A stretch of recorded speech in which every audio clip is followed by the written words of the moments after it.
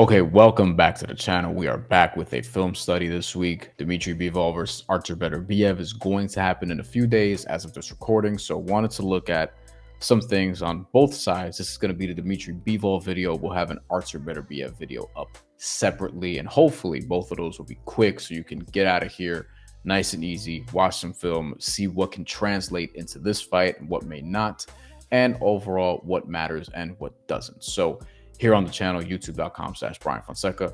This is what we're going to do today. And hopefully you also like what you see and check out other stuff on the channel, because working on a lot of things behind the scenes in terms of other video projects in the future. Right now, here's where we're at. Light heavyweight championship fight of the year to determine the first ever undisputed light heavyweight champion of the 4-belt era. Okay, Dmitry Bivol versus Canelo Alvarez. That's probably the fight that's going to resemble the Artur Beterbiev one the most of all of Dmitry Bivol's recent opponents. I know that Canelo Alvarez is obviously a weight class below, and it's probably not the same pressure fighter or power puncher, but this was Dmitry Bivol's sort of breakout performance from a mainstream standpoint. And honestly, I think Artur Beterbiev is much, much better than Gilberto Ramirez, with all due respect. So in terms of quality, this is the best opponent that Dmitry Bivol's fought, even though he was a light heavyweight and Canelo Alvarez was a super middleweight. But Canelo Alvarez did beat Sergey Kovalev. In this first round, you see a lot of Canelo Alvarez just trying to pressure Dmitry Bivol, and Dmitry Bivol backing up constantly, like trying to just create that space, create that separation, find his range and distance. And this is something we're going to see from Artur Beterbiev. Like, he'll come out and he's not going to be overly patient. He's going to come out guns blazing, and he's going to try to pressure Dmitry Bivol really for all 12 rounds, because Beterbiev is better than anyone in boxing right now at pressure fighting, perhaps. So let's see how Bivol navigates this, because he sort of creates this range and sets the table for what he's going to do throughout the fight. Boom, out of there, out of there. See, Bivol is just sort of reading what Canelo Alvarez is going to do. And Canelo's trying just a bunch of looping shots, these hooks from range. He even tried a hook to the body there. Nothing's really coming through cleanly. So you see this right here, this little combination, boom, boom, boom, head, body, head, and then backs off just to sort of keep Canelo Alvarez at range, because Dmitry Bivol has that advantage. He's not going to have a huge range advantage, or reach advantage rather, against Artur Beterbiev. Artur Beterbiev actually has a slight reach advantage by like an inch. Dmitry Bivol is an inch taller, so it's roughly the same, but Bivol is obviously going to be able to use it more. He fights in a way that allows him to use that range more effectively than, you know, his height or reach would entail. Boom. Again, stepping to his left the entire time too. Again, same thing here. Canelo Alvarez trying to back him up, steps on his foot there actually too. Accidental, happens sometimes, you know. But Dmitry Bivol backs up, then pivots, gets out of there. Doesn't stay on the ropes.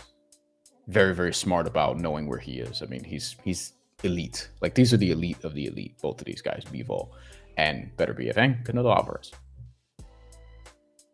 Boom, out of there. Again, throws a combination moves right to his left. It's good stuff. Good stuff. Mixing it up a little bit more in round two. Again, look at that. All right, so a couple things here. If I'm stopping it too much, you could just let me know in the comments. Trying to be better about this. Boom, mixing it up there. Nice combination. Takes a shot from Canelo, out of there. Jab, jab, jab, body, head, body. Like, this is just beautiful work. This is how he kept Canelo Alvarez off balance. We're going to see the same thing against Artur Beterbiev. We're going to see the same thing. Boom, boom, all those jabs. A couple shots get through, kind of shoves Canelo off after. Look at the volume. See, this is the thing. Like, Bivol, I don't want to just call him a counterpuncher. People will be tempted to do that because he's 23-0 with 12 knockouts. He's more than that, because he does hit you with volume. He doesn't hit you appreciably hard. Obviously, compared to an Artur Beterbiev, I'm sure. He is somebody who will just keep you off balance, and he hits you hard enough to evidently win the fight. He had decisioned 9 or 10 straight opponents before finally getting a knockout in June, and he's 15-0 with like 5 knockouts in world title fights, and many of those knockouts predate like 2018. So he's not a knockout artist at all, but he can do this very well. This is old school right here, ending the combination on the jab. 1-2-1, which coaches will tell you to do sometimes. And it can feel weird if you're not like accustomed to it. I love it. I love it. 1-2, bang. That last jab gets through the high guard and then steps off. Boom. Takes the uppercut, gets out of there. Bivol is moving the entire fight. Did not stop. Judges scored this 115-113 for Bivol, and I thought Bivol won this 9-3, something along those lines. And now he's got Canelo on the ropes. How often do you see this? How often do you see Canelo Alvarez on the ropes like this against an opponent? Let's look at that combination one more time. How often do you see this? Like, this is good work too. Here's a legit comp. 1, 2, 3, 4, 5, 6, 7, 8, 9, 10. How often do you see that? And Canelo Alvarez is like, come on, like, because he wants to fight on the inside. Bivol wasn't playing that shit. Still moving. Beautiful. It's beautiful work. Takes a shot, still moves, high guard, defends, pivots, gets out of there. Oh, come on, bro. Boom! Left hook. Backs away too. His footwork, man. This is really impressive footwork. You can see why he won this fight. Alvarez does a good job here of defending this combination, using his head movement. Beterbiev is not going to be as fast. And I do wonder about the knee injury. For people who don't know, probably should have mentioned this earlier, but meniscus surgery for Artur Beterbiev is what pushed this fight back. It was originally scheduled to be in June. What the fuck noise was that just came out of my mouth? It was originally scheduled to be in June, and this fight is taking place in October now because Artur Beterbiev had to have it postponed because of meniscus surgery. That's knee surgery, and he's 39 years old. Having surgery at damn near 40, not ideal. Dmitry Bivol is several years younger, and he's not necessarily super young in boxing years. He's 33 already. But he has a distinct age advantage here that I don't know how many times we're going to be able to say that about Dmitry Bivol fights, considering that he's 33 years old. But Canelo Alvarez, faster than Artur Beterbiev, gets out of the way of a nice combination here. Wonder if that speed is going to be a factor in this fight. It probably won't, because I don't think Artur Beterbiev is going to be able to do this. Nice head movement. Beautiful head movement. Nor is he looking to really do that, by the way, Artur Beterbiev. Like, he'll try to block those punches and just send some right back. So Bivol is he'll probably approach that a little bit differently. Here he gets aggressive too. Like, look at this. Keeping Canelo Alvarez on the ropes. And then over here, guess what? He is staying in there a little bit longer, feeling like he can mix it up.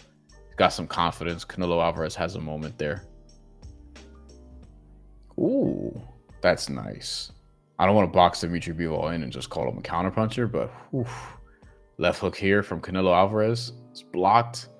And then Bivol throws this right, and then, oh, it doesn't land. Oh, okay, Canelo. Okay, Canelo, the head movement. Yeah. See how Canelo Alvarez, real quick, just evades this punch, tilts his head. He does this all the time. Coaches don't want their new fighters doing this shit. You have to be Canelo Alvarez or that level, to be doing things like this. I thought this punch landed at full speed. It didn't look like it was that close. Unless I'm seeing it wrong. But, man. But, I mean, that's the shot you want to throw if you're Bivol in that situation. You see the left hook coming and you block it the way he did. Throw that right hand over the top. It could land. Maybe against Artur Beterbiev. But, Canelo, man. Wonder how much of this we're going to see in the Artur Beterbiev fight. Staying in the pocket, blocking the shots. Boom. Catches this left hook to the body also. And just staying in there instead of pivoting away. Like, at this point, I don't think it's fatigue. Maybe he's tired. It's the 11th round, but he certainly feels comfortable just being in there with Canelo Alvarez. And then here, now that one landed. Now that one landed. So we have left hook to the body, but then boom, that one landed. All right, didn't miss that one. Bivol gets the left hook there. And you see in the later rounds, Bivol's in there more, mixing it up, not moving as much. And you wonder if his corner told him, hey, stand in there a little bit more, because one, maybe, you'll have more success than you think, but two, to win over the judges, maybe you want him to win some of these exchanges. And then Bivol obviously wins the fight. Great performance, ultimately. Great performance. Yeah, so you have Dmitry Bivol outboxing Canelo Alvarez there, and I think there are going to be things that will translate in this Artur Beterbiev fight. I'm very excited for it. Betting wise, it's damn near 50-50. You don't get that a lot in boxing, especially for like even high profile fights and title fights and things of that nature. A lot of times it can be one-sided. This one is not. I think Dmitry Bivol is going to win this fight. I would favor him. He is a slight betting favorite right now, so it was 50-50. It's moved a little bit in his direction. I just think that he has more ways to win. He's all around better, and I do have concerns about Artur Beterbiev's knee, the age, and things of that nature. And when it's boxer versus boxer puncher, I tend to favor the boxer in these situations. We saw with Andre Ward and Sergey Kovalev. Look, some people think Sergey Kovalev won the first fight. Not a little bit of people too, like a good amount. I think Andre Ward just got it, and he definitively won the second time around. This fight in particular, I think Dmitry Bivol, Artur Beterbiev is going to be a great, great fight. And hopefully we get multiple, like hopefully we get a rematch and maybe even a trilogy. I think it'll be awesome if we see these two guys just mix it up more than once, if this first fight is competitive, and we all think and hope that it will be. That's all we have for this week. Make sure that you check out, actually, it's not all we have for this week. We have Artur Beterbiev film study too. That's coming out, and it may be out by the time you're watching this, so go watch that one as well. And other boxing and basketball things coming forward. We have the NBA season coming up, so we're going to have a lot of NBA coming up, and obviously some more fights to talk about before the end of the year. Stay tuned and have a good one. I don't know if that made sense. Stay tuned, have a good one. Like, comment, subscribe, all those things. Appreciate it.